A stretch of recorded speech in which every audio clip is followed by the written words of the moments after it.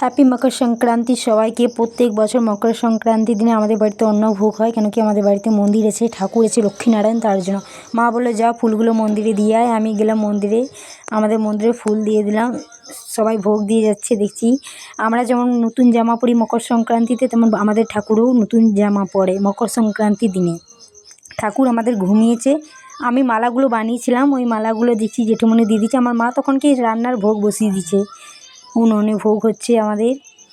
আমি আবার চলে আসলাম, আমি তো অনেক আনন্দে আছি, কেন কি ভোগ খাবো আজকে।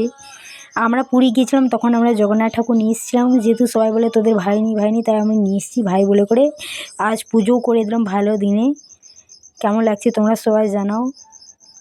আমি আর আমার দিদি করে সাজিয়েছি।